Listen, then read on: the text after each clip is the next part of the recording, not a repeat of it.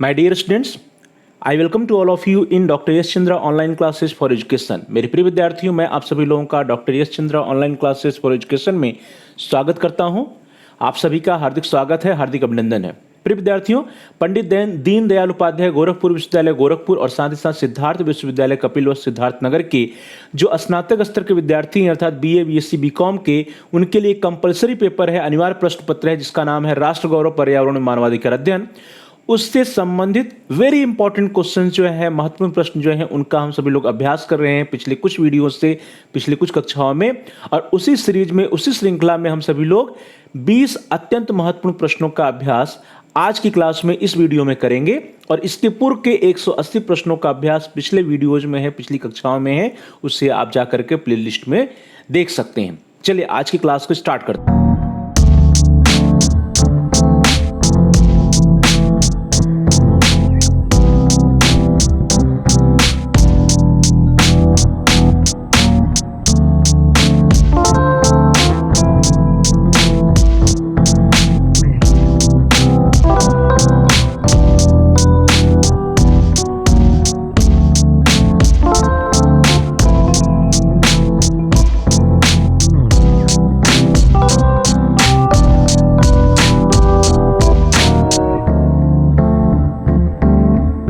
आज की क्लास को स्टार्ट किया जाए और आज हम सभी लोग 20 वेरी इंपॉर्टेंट क्वेश्चन जो हैं राष्ट्र गौरव पर्यावरण और मानवाधिकार अध्ययन के, उनका अध्ययन करेंगे। और उसी सीरीज में पहला प्रश्न आपकी स्क्रीन पर आ रहा है, प्रश्न संख्या 181।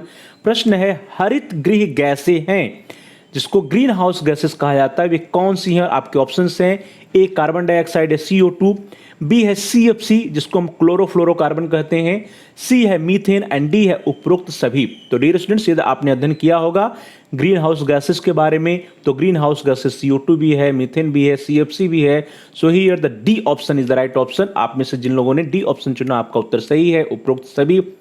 ग्रीन हाउस गैसें ग्रह के वातावरण या जलवायु में परिवर्तन करने के लिए उत्तरदायी होती हैं। इसी की वजह से टेम्परेचर बढ़ता है, ग्लोबल वार्मिंग होती है। और इनमें सबसे ज़्यादा जो रोल है उत्सर्जन हो कार्बन डाइऑक्साइड का है, नाइट्रस ऑक्साइड का है, मीथेन का है, क्लोरोफ्लोरोकार्बन का है, वाष्प का है, ओजोन आदि गैसेस का होता है। अगला प्रश्न, नेक्स्ट क्वेश्चन, क्वेश्चन नंबर 182। प्रश्न है, प्रदूषक रहित ऊर्जा का सही विकल्प है। ऐसे कौन से ऊर्जा के विकल्प हैं जिसमें प्रदूषण नहीं होता है, प्रदूषक रहित होते हैं? आपको ऑप्शन है, ए बायोगैस, बी सौर ऊर्जा, ए बायोगैस है, बी सौर ऊर्जा है, बायोगैस, सौर ऊर्जा और पवन ऊर्जा, सी पवन ऊर्जा, and D all of the above या उपयुक्त सभी। तो डियर स्टूडेंट्स, प्रदूषक रहित ऊर्जा अर्थात ऐसे ऊर्जा के विकल्प जिसमें प्रदूषण नहीं होता है। तो बायोगैस में भी प्रदूषण नहीं होता है, सोलर एनर्जी में भी प्रदूषण नहीं होता है, पवन ऊर्जा में भी प्रदूषण नहीं होता है। इस तरह से here the D option is the right option, all of the above. प्रदूषक रहित ऊर्जा जो है वो बायोगैस भी है, सौर ऊर्जा भी है, पवन ऊर्जा भी है। इस तरह से ऑल ऑफ द एबव या डी ऑप्शन जो है आपका सही है। अगला प्रश्न आपकी स्क्रीन पर आ रहा है, प्रश्न संख्या 183। प्रश्न कहता है कि वायु प्रदूषण से होने वाला रोग है। जो एयर पोल्यूशन होता है या वायु प्रदूषण होता है, उससे कौन से रोग होते हैं? आपके ऑप्शन है, ए अस्थमा, बी फेफड़े का कैंसर, सी ब्रोंकाइटिस या डी उपरोक्त सभी। तो प्रिय विद्यार्थियों, एयर पोल्यूशन या वायु प्रदूषण से अस्थमा का डिजीज भी होती है, फेफड़े का कैंसर भी होता है, ब्रोंकाइटिस भी होती है। तो इस तरह से यहां पर भी D option is the right option, all of the above. वायु प्रदूषण से होने वाला जो प्रमुख रोग है उसमें अस्थमा है, ब्रोंकाइटिस है, इम्फीसीमा या वातस्फीति है, फेफड़ों और हृदय के रोग हैं, सांस की एलर्जी है, आदि बीमारियां वायु प्रदूषण या एयर पोल्यूशन के कारण होती हैं। अगला प्रश्न है, क्वेश्चन नंबर 184। किस वृक्ष को पर्यावरण का दुश्मन कहा जाता है? और आपके विकल्प हैं, ए यूकेलिप्टस या जिसको सफेदा भी कहा जाता है, बी पीपल, सी तुलसी और डी नीम। तो डियर स्टूडेंट्स, नीम, तुलसी ये सब औषधि पौधे हैं। पीपल भी हमको ऑक्सीजन देता है, लेकिन जो यूकेलिप्टस या सफेदा का पौधा होता है यह पर्यावरण का दुश्मन है, क्योंकि बहुत अधिक वाटर या पानी को एब्जॉर्ब करता है, खींचता है। इसलिए ए option is the right option. जो यूकेलिप्टस है, यूकेलिप्टस को पर्यावरण का दुश्मन कहा जाता है या सफेदा को पर्यावरण का दुश्मन कहा जाता है। नेक्स्ट क्वेश्चन, क्वेश्चन नंबर 185, प्रश्न संख्या 185।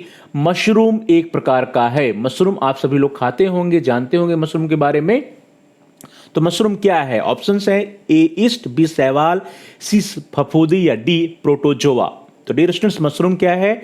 ईस्ट नहीं है, शैवाल नहीं, प्रोटोजोआ नहीं, बल्कि एक प्रकार का वो फफूंदी है। मशरूम जो है वो फफूंदी है, फफूंदी का एक टाइप है। So here the C option is the right option, फफूंदी। मशरूम उसको कवक कहते हैं या फफूंदी कहते हैं, फंगी हम लोग कहते हैं इंग्लिश में। मशरूम कवक या फफूंदी से बना एक मांसल बीजाणु युक्त फलने वाला पिंड होता है। अगला प्रश्न वेरी इंपॉर्टेंट क्वेश्चन है कि कृत्रिम पेट्रोल बनाया जाता है, आर्टिफिशियल पेट्रोल या कृत्रिम पेट्रोल बनाया जाता है, किसका प्रयोग करके बनाते हैं? आपके विकल्प हैं ए पेट्रोलियम से, बी लकड़ी से, सी कोयले से या डी तेल से। तो डियर स्टूडेंट्स जो आर्टिफिशियल पेट्रोल है या कृत्रिम पेट्रोल है वो लकड़ी से नहीं, तेल से नहीं, पेट्रोल से नहीं, बल्कि कोयले से बनाया जाता है। So here the C option is the right option. बर्गुइस का नाम आप लोगों ने सुना होगा। बर्गुइस ने बिटुमिनी कोयले को हाइड्रोजन के साथ 150 से लेकर के 200 वायुमंडल के दबाव पर और लगभग 4500 मींस 4500 सेंटीग्रेड टेम्परेचर पर ताप पर गर्म करने से कृत्रिम पेट्रोलियम प्राप्त किया था। तो किसने किया था? बर्गुइस ने। किस प्रकार के कोयले पे किया? बिटुमिनस कोयले पे। ऐसे पेट्रोलियम में 50% तक पेट्रोल पाया गया। प्रभात जी आसवन से यह प्राप्त हो सकता है। तो कृत्रिम पेट्रोल किससे बनाया जाता है? कोयले से बनाया जाता है। अगला प्रश्न क्वेश्चन नंबर 187 क्वेश्चन है कि राष्ट्रीय पर्यावरण अभियांत्रिकी शोध संस्थान अवस्थित है, जिसको हम लोग इंग्लिश में नीरी भी कहते हैं।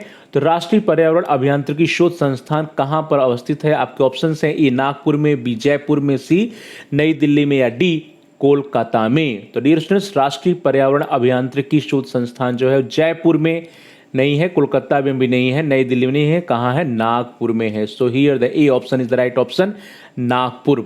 राष्ट्रीय पर्यावरण अभियांत्रिकी अनुसंधान दैट इज नीरी CSIR का एक उपक्रम है और यह कहाँ स्थित है? नागपुर में स्थित है। यह पर्यावरण विज्ञान एवं इंजीनियरिंग से संबंधित अनुसंधान एवं व्यवहारिक सुझाव देने का कार्य करता है। तो ध्यान दीजिए राष्ट्रीय पर्यावरण अभियांत्रिकी शोध संस्थान कहां पर है? नागपुर में है। अगला प्रश्न आपकी स्क्रीन पर आ गया है दैट इज क्वेश्चन नंबर 188। मधु में मुख्य पोषक तत्व कौन होते हैं? मधु या शहद या हनी, आप सभी लोग यूज करते होंगे, प्रयोग करते होंगे अपने घरों में। तो इसमें मुख्य पोषक तत्व कौन सा होता है? ये प्रश्न है। आपके ऑप्शन हैं A disaccharide sugar, B enzyme, C vitamin या डी उपरोक्त सभी। तो डियर स्टूडेंट्स मधु या शहद का प्रयोग हम सभी लोग औषध के रूप में भी करते हैं और इसमें जो मुख्य पोषक तत्व होते हैं उसमें शुगर भी होता है, विटामिन भी है, एंजाइम्स भी है। तो इस तरह से यहाँ पे जो डी ऑप्शन है, D option is the right option, उपरोक्त सभी। शहद में ग्लूकोज व अन्य शर्कराएं दैट इज शुगर होती हैं, विटामिन होते हैं, खनिज होते हैं, अमीनो अम्ल भी इसमें पाए जाते हैं। सो इस तरह से यहाँ पे D option is the right option. अगला प्रश्न आपकी स्क्रीन पर प्रश्न संख्या 189 189 प्रश्न कहता है कि निम्नलिखित में से किस गैस को प्राणवायु कहा जाता है? आप सभी लोग जानते होंगे कि प्राणवायु कौन सी है, किस गैस की वजह से हमारे प्राण चलते हैं, हम जीवित हैं। तो ऑप्शन है आपके हाइड्रोजन, बी नाइट्रोजन, सी ऑक्सीजन या डी कार्बन डाइऑक्साइड। तो कौन सा है? ऑक्सीजन गैस है जो कि प्राणवायु है और इसी ऑक्सीजन गैस को हम अपनी श्वसन की क्रिया में ग्रहण करते हैं और इसी की वजह से जीवित हैं। So here the C option is right option, oxygen. Oxygen या जिसको हम O2 के द्वारा प्रदर्शित करते हैं इसको प्राणवायु कहा जाता है, क्योंकि पृथ्वी के प्रत्येक जीव रेस्पिरेशन में या श्वसन की क्रिया में इसका प्रयोग करते हैं और इसके बिना हमारा जीवन संभव नहीं है। सो ऑक्सीजन इज क्या है? वो प्राणवायु गैस है। ऑक्सीजन गैस को हम प्राणवायु गैस कहते हैं। अगला प्रश्न आपकी स्क्रीन पर प्रश्न संख्या 190 190 बांदीपुर राष्ट्रीय उद्यान किस राज्य में स्थित है? और आपके विकल्प हैं ए असम, बी केरल, सी गुजरात या डी कर्नाटका। तो डी स्टूडेंट्स इसके बारे में पूर्व में भी आपने पढ़ा होगा। बांदीपुर राष्ट्रीय उद्यान कहां पर है? केरल नहीं, असम नहीं, गुजरात नहीं, कहां पर? कर्नाटक में स्थित है। So here the D option is the right option. Bandipur राष्ट्रीय उद्यान भारत के कर्नाटक राज्य में स्थित है और यह प्रोजेक्ट जो है, यह उद्यान जो है वो प्रोजेक्ट टाइगर या टाइगर प्रोजेक्ट के तहत 1974 में एक टाइगर रिजर्व के रूप में स्थापित किया गया था। अगला प्रश्न आपकी स्क्रीन पर प्रश्न संख्या 191 191 बहुत ही सरल प्रश्न है लेकिन अधिकांशतः पूछा जाता है। प्रश्न है कि गेहूं का दाना है, गेहूं व्हीट जिसका हम लोग प्रयोग करते हैं आटा बनाने के लिए, जिससे हम रोटी बनाते हैं। तो गेहूं का जो दाना होता है वो दाना क्या है? ए पत्ती है, बी तना है, सी फल है या डी जड़ है। तो प्रिय विद्यार्थियों, गेहूं का दाना क्या है? पत्ती तो है नहीं, तना भी नहीं है, जड़ भी नहीं है, क्या है वो? फल है, एक प्रकार का वो क्या होता है? फ्रूट होता है, फल होता है। So here the C option is the right option. गेहूं का अनाज वह फल है जो सूखे खाद्य बीज का उत्पादन करता है और गिरी के रूप में जाना जाता है। इस तरह से गेहूं क्या है? गेहूं एक बीज वाला सूखा फल है, एक बीज वाला सूखा फल है गेहूं या व्हीट। अगला प्रश्न बहुत ही महत्वपूर्ण प्रश्न है, बहुत ही इंपॉर्टेंट प्रश्न है और आपके सामान्य ज्ञान का जो भी प्रश्न पत्र होता है उसमें पूछा जाता है। प्रश्न है कि प्रसिद्ध मानवाधिकार कार्यकर्ता जिन्हें 2018 के नोबेल शांति पुरस्कार से सम्मानित किया गया था, इन्होंने इराकी यजीदी महिलाओं के अत्याचार को विश्व स्तर पर चर्चा में ला दिया था। इनका क्या नाम है? एक बार फिर से प्रश्न पढ़िए। प्रसिद्ध मानवाधिकार कार्यकर्ता जिन्हें 2018 के नोबेल शांति पुरस्कार से सम्मानित किया गया था, इन्होंने इराकी यजीदी महिलाओं के अत्याचार को विश्व स्तर पर चर्चा में ला दिया था। इनका क्या नाम है? और आपके ऑप्शंस हैं ए नादिया मुराद, बी बंगारी मथाई, सी हसन बानो, डी जोया अख्तर। तो डियर स्टूडेंट्स, क्या नाम है उनका जिनको 2018 में नोबेल शांति पुरस्कार मिला? हसन बानो नहीं, मथाई नहीं, अख्तर नहीं, नादिया मुराद जी को मिला था। So here the A option is the right option, Nadia Murad. 2018 में नादिया मुराद और साथ ही साथ इनके साथ डेनिस मुक्वे को संयुक्त रूप से युद्ध और सशस्त्र संघर्ष के हथियार के रूप में यौन हिंसा के उपयोग को समाप्त करने के उनके प्रयासों के लिए उनको नोबेल शांति पुरस्कार दिया गया था। तो 2018 में नादिया मुराद और डेनिस मुक्वे को नोबेल शांति पुरस्कार संयुक्त रूप से दिया गया था। नादिया मुराद जो है, इन्होंने यजीदी महिलाओं के अत्याचार को विश्व स्तर में चर्चा में लाया था। अगला प्रश्न आपकी स्क्रीन पर बहुत ही सरल प्रश्न है लेकिन बहुत ही इंपॉर्टेंट है, अक्सर पूछा जाता है। क्वेश्चन नंबर 193, भारतीयों को कुल कितने मौलिक अधिकार प्राप्त हैं? हम सभी भारतीयों को कुल कितने मौलिक अधिकार या फंडामेंटल राइट्स हैं? और आपके ऑप्शंस हैं ए 9, बी 10, सी 6 या डी 7। तो डियर स्टूडेंट्स, फंडामेंटल राइट्स के बारे में आप जानते होंगे। कितने फंडामेंटल राइट्स हमारे पास? 9 नहीं है, 10 नहीं है और अब 7 भी नहीं, अब कितने हैं? 6 हैं। तो 6 हैं। So here the C option is the right option. We have 6 fundamental rights. हमारे पास 6 मौलिक अधिकार हैं। ध्यान दीजिए कि जो मूल संविधान था, जो ओरिजिनल संविधान था, उसमें कुल कितने फंडामेंटल राइट्स थे? कुल 7 अधिकार दिए गए थे। लेकिन 44 अमेंडमेंट हुआ, 44वां संविधान संशोधन होता है।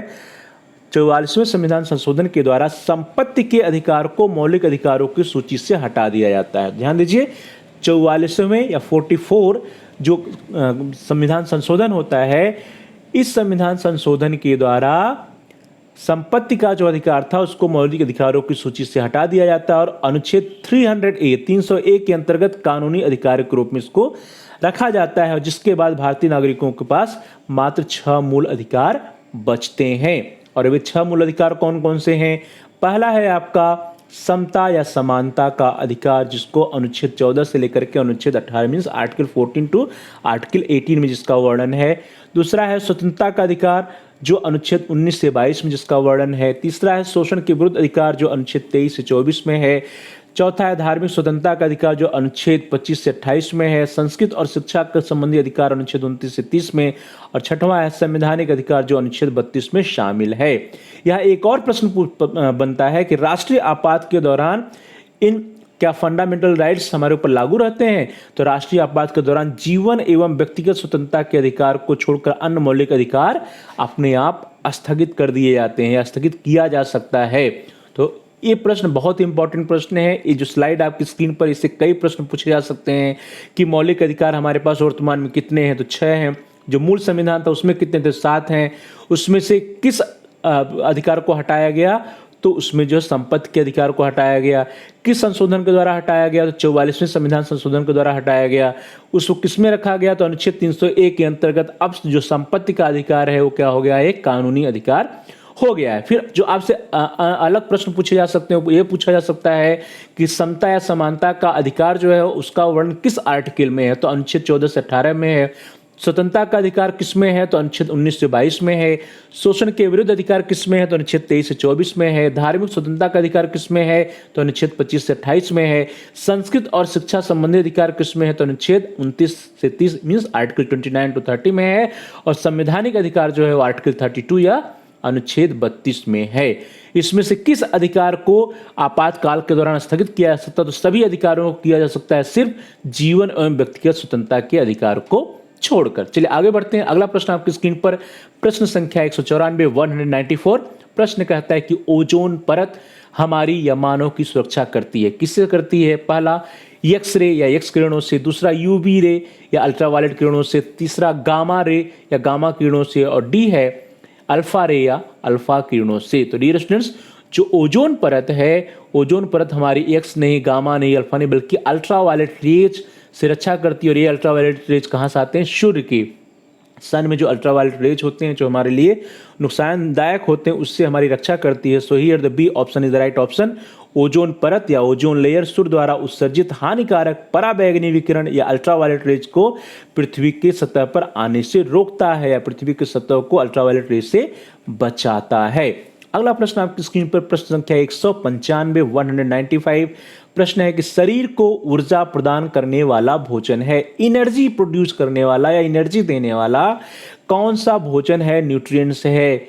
और आपके ऑप्शंस हैं A vitamin, B protein, C calorie या डी कार्बोहाइड्रेट। तो डियर स्टूडेंट्स, जो हमारे शरीर को ऊर्जा मिलती है वो विटामिन नहीं मिलती, प्रोटीन्स नहीं मिलती, बल्कि किससे मिलती है? कार्बोहाइड्रेट से मिलती है। So here the D option is the right option, carbohydrate. Glucose की यदि हम लोग बात करें तो ग्लूकोज एक प्रकार का कार्बोहाइड्रेट है जिसके द्वारा हमें तुरंत ऊर्जा मिल जाती है। आप सभी लोग ग्लूकोन डी का सेवन करते होंगे, तो ग्लूकोन डी में क्या होता है? ग्लूकोज होता है और उसको पीते ही हमें तुरंत एनर्जी या ऊर्जा का अनुभव होता है, ऊर्जा मिल जाती है। कार्बोहाइड्रेट जो है वह ऊर्जा और शक्ति का मुख्य स्रोत होता है। इसमें कार्बन, हाइड्रोजन और ऑक्सीजन तत्व होते हैं और इन तत्वों को ग्लाइकोजन के रूप में शरीर में संग्रहित किया जाता है। अगला प्रश्न आपकी स्क्रीन पर प्रश्न संख्या 196। यह प्रश्न अक्सर पूछा जाता है आपसे एग्जाम में। प्रश्न है कि राष्ट्रीय मानवाधिकार आयोग के अध्यक्ष का कार्यकाल होता है, जो हमारे देश का राष्ट्रीय मानवाधिकार आयोग है उसके अध्यक्ष का कार्यकाल कितने दिन का होता है? ऑप्शन है आपके ए 5 वर्ष या 62 वर्ष तक, बी 5 वर्ष या 65 वर्ष तक, सी 6 वर्ष या 65 वर्ष तक, और डी है 5 वर्ष या 70 वर्ष तक। तो डियर स्टूडेंट्स, राष्ट्रीय मानवाधिकार आयोग के अध्यक्ष का जो कार्यकाल है वो 62 वर्ष नहीं है, 65 वर्ष भी नहीं है, 5 वर्ष 65 वर्ष भी नहीं है, 6 वर्ष 65 नहीं है, बल्कि क्या है?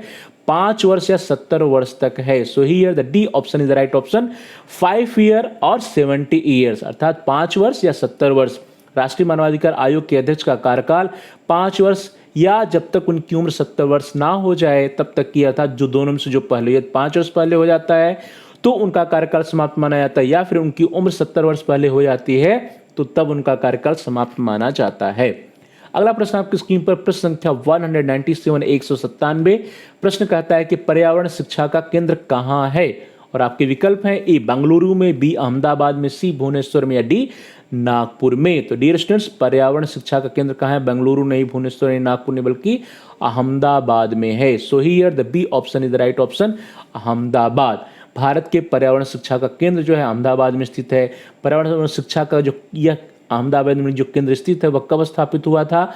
1984 में या 1984 में स्थापित हुआ था पर्यावरण शिक्षा का केंद्र अहमदाबाद में। और इसका जो प्रमुख उद्देश्य है वह है पर्यावरण की गुणवत्ता में सुधार करना और पर्यावरण की समस्याओं और संरक्षण के बारे में जागरूकता पैदा करना। तो ध्यान दीजिए, पर्यावरण की गुणवत्ता में सुधार करने और पर्यावरण की समस्याओं और संरक्षण के बारे में जागरूकता प्रदान करने के उद्देश्य से 1984 में अहमदाबाद में पर्यावरण शिक्षा केंद्र की स्थापना की गई थी। अगला प्रश्न आपकी स्क्रीन पर प्रश्न संख्या 198, बहुत ही इंपॉर्टेंट क्वेश्चन है। प्रश्न है कि संयुक्त राष्ट्र मानवाधिकार परिषद के सदस्यों का कार्यकाल कितने वर्ष का होता है? और आपके विकल्प हैं ए 3 ईयर्स, बी 4 ईयर्स, सी 5 ईयर्स और डी 6 ईयर्स, मीन्स 3 वर्ष, 4 वर्ष, 5 वर्ष या 6 वर्ष। तो डियर स्टूडेंट, जो संयुक्त राष्ट्र मानवाधिकार परिषद होते हैं उसमें जो मेंबर्स होते हैं, जो सदस्य होते हैं, उनका कार्यकाल क्या होता है? 6 नहीं, 4 नहीं, 5, बल्कि मात्र 3 वर्ष का होता है। सो यहाँ पे जो ए ऑप्शन है, ए option is the right option, 3 years. संयुक्त राष्ट्र मानवाधिकार परिषद के सदस्यों का कार्यकाल 3 वर्ष का होता है। लगातार 2 कार्यकाल की सेवा के बाद कोई भी सदस्य तत्काल पुनः चुनाव के लिए पात्र नहीं होता। अर्थात अगर लगातार 2 कार्यकाल उनका हो गया तो उसके बाद कोई भी सदस्य जो है अगली बार नहीं चुना जाएगा, उस चुनाव के लिए वो पात्र नहीं होता है। अगला प्रश्न आपकी स्क्रीन पर बहुत ही इंपॉर्टेंट क्वेश्चन है, प्रश्न संख्या 199 199। प्रश्न है कि संयुक्त राष्ट्र मानवाधिकार परिषद के वर्तमान अध्यक्ष कौन है? प्रेजेंट प्रेसिडेंट या वर्तमान अध्यक्ष या करंट प्रेसिडेंट कौन है? और आपके ऑप्शंस हैं ए नजहत खान, बी फेडरिको विलेगॉस, सी वोजिस्लाव या डी नजहत शमीम खान। तो डियर स्टूडेंट्स, संयुक्त राष्ट्र मानवाधिकार परिषद का जो वर्तमान अध्यक्ष है वो कौन है? नजहत खान नहीं, वोजिस्लाव नहीं, नजहत शमीम खान नहीं, बल्कि कौन है? फेडरिको विलेगॉस जी हैं। So here the B option is the right option, Federico Villegas. B Federico Villegas जो है वे वर्तमान समय में करंट ईयर में क्या है? संयुक्त राष्ट्र मानवाधिकार परिषद के वर्तमान अध्यक्ष हैं। So here B option is the right option. परिषद के 16वें चक्र 16 साइकिल में 16वें चक्र 2022 के अध्यक्ष फेडरिको विलेगॉस हैं। इनको दिसंबर 2021 में मानवाधिकार परिषद का अध्यक्ष चुना गया था। On 6 December 2021 mister Villegas was elected president of the Human Rights Council for 2022। तो 2022 के लिए जो मानवाधिकार परिषद के अध्यक्ष हैं वे कौन है? फेडरिको विलेगॉस जी हैं। अगला प्रश्न आपकी स्क्रीन पर आ रहा है, प्रश्न संख्या 200। प्रश्न कहता है कि संयुक्त राष्ट्र मानवाधिकार परिषद या United Nations Human right councils की स्थापना कब हुई थी? और आपके ऑप्शंस हैं ए 1948 या 1948 में, बी 2000 में, सी 2003 में या डी 2006 में। तो dear students, United Nations Human Right Council की स्थापना 48 नहीं, 3 नहीं, 2 नहीं, बल्कि 2006 में हुई थी, 2006 में हुई थी। सो here the D option is the right option. संयुक्त राष्ट्र मानवाधिकार आयोग को समाप्त करके 2006 में संयुक्त राष्ट्र मानवाधिकार परिषद की स्थापना की गई।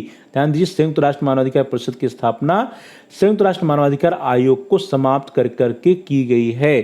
तो ध्यान रखिएगा, संयुक्त राष्ट्र मानवाधिकार आयोग जिसकी स्थापना कब हुई थी? 1948 में हुई थी। उसको समाप्त करके 2006 में संयुक्त राष्ट्र मानवाधिकार परिषद की स्थापना की गई है। So here the D option is the right option. तो डियर स्टूडेंट्स, इस तरह से हम सभी लोगों ने आज की क्लास में इस वीडियो के अंतर्गत जो आपका अनिवार्य प्रश्न पत्र है मानवाधिकार, राष्ट्र गौरव और पर्यावरण, उससे संबंधित 20 महत्वपूर्ण प्रश्नों का हम सभी लोगों ने अभ्यास किया। अगले क्लास में, अगली कक्षा में हम सभी लोग अन्य 20 वेरी इंपॉर्टेंट क्वेश्चंस को लेकर के जल्द ही मिलेंगे। तब तक के लिए आप सभी का बहुत बहुत धन्यवाद। Thanks for watching, thanks to all of you. Please like, share and comment on the video. Dear students, आप इस वीडियो को लाइक कीजिए और इस वीडियो को शेयर कीजिए अपने फ्रेंड सर्किल में, दोस्तों के साथ, सहपाठियों के साथ, जिससे कि वे भी इस वीडियो का लाभ उठा सकें, उनका भी अध्ययन कार्य, उनकी भी तैयारी सुचारू रूप से आगे बढ़ सके। और साथ ही साथ यदि आपका कोई बहुमूल्य सुझाव है या कोई प्रश्न है या कोई समस्या है तो आप हम तक पहुंचा सकते हैं। कमेंट्स द्वारा आप कमेंट कीजिए और जो भी आपके प्रश्न होंगे हम उन प्रश्नों का उत्तर देने का प्रयास करेंगे, आपकी समस्याओं का समाधान करने का प्रयास करेंगे। और साथ ही साथ जो भी आपके वैल्यूएबल सजेशंस आएंगे उन सुझावों पर भी हम अनुपालन करने का प्रयास करेंगे। तो please like, share and comment on the video. Also subscribe the channel. आप सभी प्रिय विद्यार्थियों में से जिन लोगों ने अभी तक चैनल को सब्सक्राइब नहीं किया है, कृपया आप चैनल को सब्सक्राइब कर लीजिए, जिससे कि आप अपने कोर्स से रिलेटेड सभी एजुकेशनल वीडियोज को आसानी से प्ले लिस्ट में जाकर के देख पाएं, सर्च कर पाएं, ढूंढ पाएं। इसके लिए जरूरी है कि आप चैनल को सब्सक्राइब कीजिए और साथ ही साथ जहां पर सब्सक्राइब लिखा है उसके बगल में घंटी का आकार है, बेल का आइकन है, उसको प्रेस कीजिए। उसको दबाने पर कुछ ऑप्शंस आते हैं, उसमें से आप ऑल के ऑप्शन को सेलेक्ट कर लीजिए। इससे यह होगा कि आपके कोर्स से रिलेटेड जितने भी नए एजुकेशनल वीडियोज आएंगे उसकी नोटिफिकेशन, उसकी सूचना आपको समय से मिल जाएगी और आपका कोई भी वीडियो मिस नहीं होगा। तो dear students, please like, share and comment on the video. Also subscribe the channel and press the bell icon all. अन्य 20 महत्वपूर्ण प्रश्नों के साथ हम सभी लोग जल्द ही मिलेंगे अगली कक्षा में, अगले वीडियोज में। तब तक के लिए आप सभी का बहुत बहुत धन्यवाद।